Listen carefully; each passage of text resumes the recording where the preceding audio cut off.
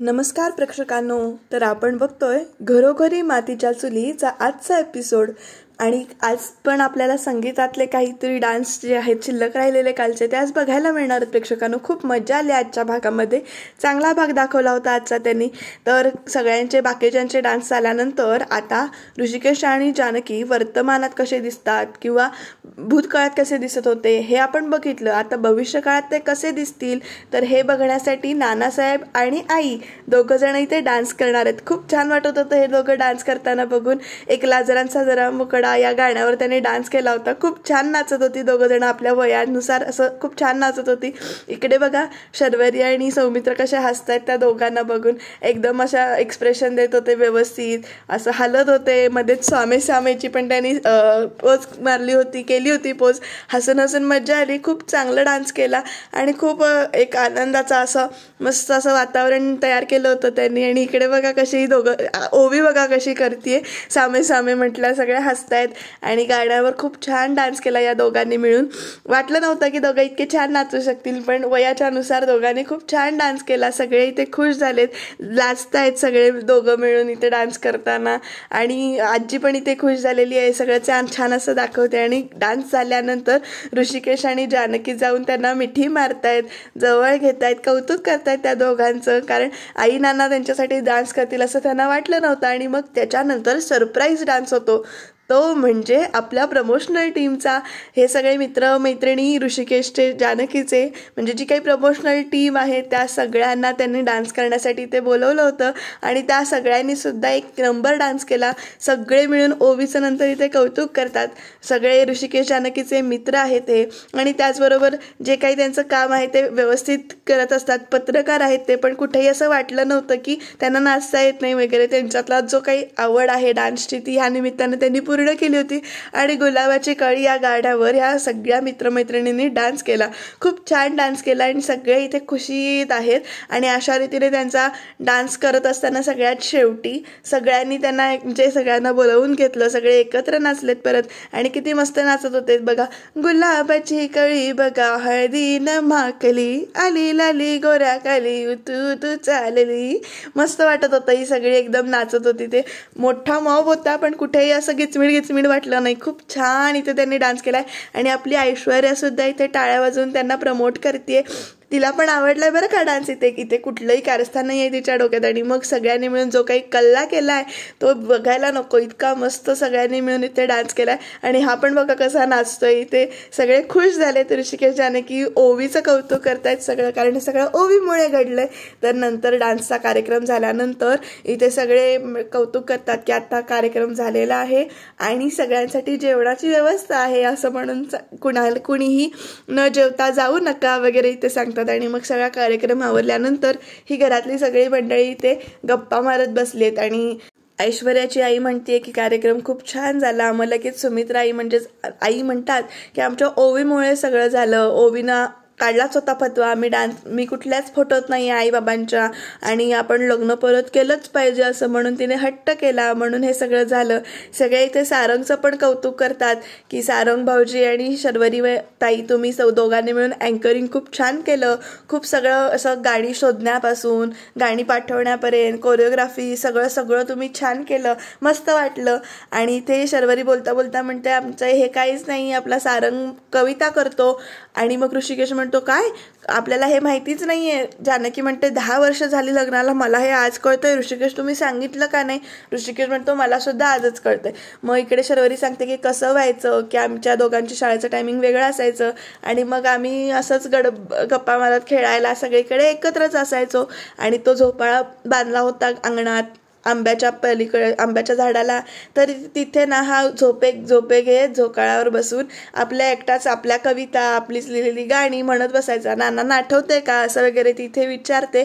मग लगेच जानकी म्हणते की भाऊजी आत्ता पण काही कविता वगैरे करता का नाही, आवड जपली आहे का नाही? तर सारंग म्हणतो की हो आता जमेल तसं मध्ये मध्ये करतो मी कविता. आणि इकडे तो आधी शर्वरीला म्हणतो असतो की सांगू नकोस म्हणून, पण नंतर सांगून टाकते आणि सगळे हसायला लागतात. आणि इकडे बघा गाण्याचा विषय निघतो. विक्रांत म्हणतो की शर्वरीचं आणि आईचं गाणं. तर लगेच आई म्हणतात की माझं गाणं नाही, आई माझे चांगलं गाणं म्हणते म्हणून आजीचं कौतुक करतात. तर इकडे बघा या सगळ्यामध्ये ना एक व्यक्ती नाहीये, ती म्हणजे ऐश्वर्या. आणि ती त्या दुसऱ्या फोनवरून ऋषिकेशच्या फोनवर सारखा फोन करते. हिला ना एक चांगला कार्यक्रम चालू आहे म्हटलं गप्प बसेल का नाही, जरा आपण पण एन्जॉय करेल की नाही, तर ते नाही करते काहीतरी उपद्व्याप. तरी ते ऋषिकेशला ते फोन करते आणि ऋषिकेश फोन घ्यायला म्हणून बाहेर जातो, कारण अननोन नंबर असतो. तोपर्यंत इथे आईच्या गाण्याचा विषय चालू असतो, कौतुक करत असतात. तर आई म्हणते की मी नाही, आजी गाणं चांगलं म्हणते असं म्हणून इथे ती आजीला गाणं म्हणायला सांगतात. पण आजी जर असा भाव खाते का आत्ता कुठे असं नाही, पण लगेच ती म्हणते की हे गाणं मी सुमित्रा झाली तेव्हा म्हटलं होतं आणि मी ते ओवीला पण शिकवणार आहे. आणि मग ती ते गाणं म्हणायला चालू करते की क्षण आला भाग्याचा म्हणून गाण्याचं नाव आहे. ती गाणं म्हणायला चालू करते.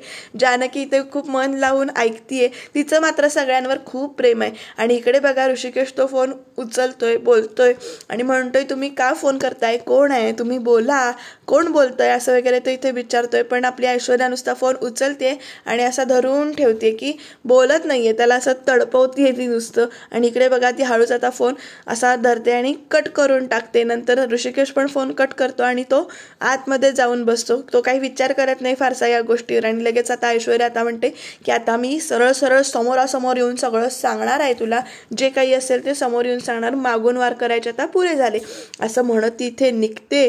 तोपर्यंत बघा आले तिथे सयाजीराव म्हणजेच ऐश्वर्याचा डॅडा.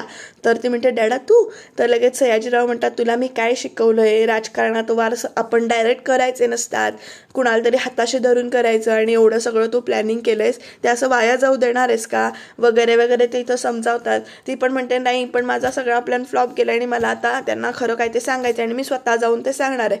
आणि लगेच सयाजीराव म्हणतात तू इथे जाऊन तोंडावर पडणार आहेस का, योग्य संधीची वाट बघ वगैरे ते तिला इथे समजावतात. तर इकडे बघा आपले कपल ऋषिकेश जानकी रोमॅन्टिक मूडमध्ये आलेले आहेत आणि अर्थातच ऋषिकेशनं तिला आणलंय गिफ्ट, एक कॅडबरी आणि मोगऱ्याचा गजरा. खूप छान वाटतं ना असं मोगऱ्याचा गजरा वगैरे बघून, आणि त्या गजऱ्यातनं प्रेम खूप दिसून येतं असं म्हणतात. त्यामुळे प्रत्येक नवरा आपल्या बायकोला मोगरा देतच असतो. आणि नंतर इथे कॅडबरी, अर्थातच सगळ्या मुलींचा जीव की प्राण असते कॅडबरी. तर इथे ऋषिकेश आधी तिला भरवतो, म्हणजे तिला खायला सांगतो, मग तो ऋषिकेश खातो. आणि ह्या दोघांचं इथे खूप छान असं बोलणं चालू आहे की सगळ्यांचं आपल्यावर किती प्रेम आहे ते या निमित्ताने दिसलंय आपल्याला. म्हणजे आणि आपले जे काही त्यांनी दिवस दाखवले, म्हणजे भूतकाळातले ज्या काही आठवणी दाखवल्या, परत भविष्य काळात आपण कसं असू वगैरे दाखवलं, हे बघून ना खूप भरून आलं. आणि ही आपलं संपत्ती आहे, ही आपण ही जपायची, आपली माणसं आहेत, आपण त्यांना शेवटच्या श्वासापर्यंत जपायचे असं वगैरे ते इथं बोलतात. तर ऋषिकेश पण त्याला दुजोरा देतो आणि म्हणतो हो की आपण त्यांना जपूया, आपल्या शेवटच्या श्वासापर्यंत आपण त्यांना सांभाळूया, आई नानांचा शब्द प्रमाण मानून आपण इथे राहायचंय वगैरे असं तो इथे बोलतो. आणि जानकीच्या डोक्यामध्ये तो गजरा घालून देतो, कारण ओवी आल्यानंतर काही करायला मिळणार नाहीये, त्यामुळे ते दोघं असं बोलतात. आणि दुसऱ्या दिवशीची सकाळ उजाडली आहे प्रेक्षकांनो, आणि तो आजचा दिवस म्हणजेच लग्नाचा दिवस आलाय.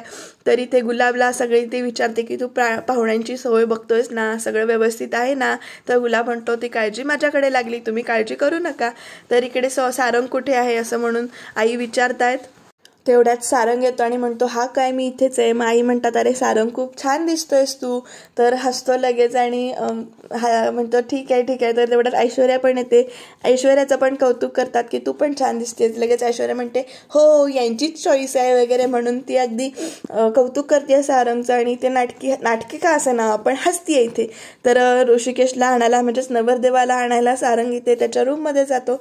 तर ऋषिकेश बघा किस्सा तयार होतोय आणि खरंच खूप छान दिसतोय हा ऋषिकेश, एकदम हँडसम असा दिसतोय. तर त्याचा शेला राहिलेला असतो तो सारंग त्याला घालून देतो. आणि इकडे सौमित्राची आठवण काढतात दोघं जण. तेवढ्यात सारंग म्हणतो मी त्याला आमंत्रण पाठवलंय आणि तो येईल कदाचित असं म्हणून इथे तो सांगतो. बघू पुढे काय होतंय ते. आणि इथे तो ऋषिकेश म्हणतो सारंगला मी छान दिसतोय ना. तर सारंग म्हणतो दादा तू असं काय विचारतोस, तू असं विचारणं म्हणजे साखरेनं विचारणं, मी गोड आहे का वगैरे वगैरे असं म्हणून तो इथे स्तुती करतो. आणि बारात आलेली आहे, ओवी नाचते, ऐश्वर्या नाचते, शर्वरी पण नाचते, सगळ्यांचा मिळून इथे डान्स चालू आहे. वरात आली आहे आणि मग नंतर सुमित्राई त्या दोघींचं वरातीचं औक्षण करतात, म्हणजे ऋषिकेशचं औक्षण करतात. आणि त्या औक्षण करणार म्हणून मग इथे ऋषिकेश आपले बूट जे काही आहेत ते काढून ठेवतो. औक्षण करून झाल्यानंतर इकडे बघा हळूच जो कोणी आहे तो सारंगीने त्याचे बूट उचलतो आणि पळून जातो आणि म्हणतो की आता आम्ही हे बूट लपवणार. तुला काय वाटलं वहिनीच्या बाजूने कोण नाहीये तर तुझी काय मजा नसेल, पण वहिनीच्या बाजूने आम्ही आहोत, आमची टीम आहे नाही. तेवढ्यात म्हणते टीम कोण आहे आणखीन, तर ओवी येते तेवढ्यात. आणि ओवी म्हणते की आमच्या दोघांची आता टीम आहे आणि आम्ही तुझे बूट लपवणार आणि मग तुझ्याकडून पैसे घेणार. लगेच ओवी म्हणते त्या पैशातून मला किचन सेट घेऊन द्या हा काका, असं म्हणून तिथे ते हसते, सांगते त्याला, डिमांड करते त्याची. तर इकडे ऋषिकेश पण हसून सगळ्यांकडे बघतोय. ऐश्वर्या पण अशी करून असं बघतीये, कारण आता बूट अक्षरशः त्याने लपवलेले आहेत. त्यामुळे एक मजेशीर वातावरण इथे चालू होणार आहे. उद्या बघूया बूट लपवताना आणि मागताना नेमकं काय काय गोंधळ घालतात. तर इकडे जानकीला बघा सौमित्र आहे जो फोन करतोय आणि तो सांगतोय वहिनी मी आलोय. मग कुठे आलोयस, तर घराच्या गेटच्या दारात आहे म्हणून तो सांगतो. इकडे अवंतिका पण त्याचं बोलणं ऐकतीये.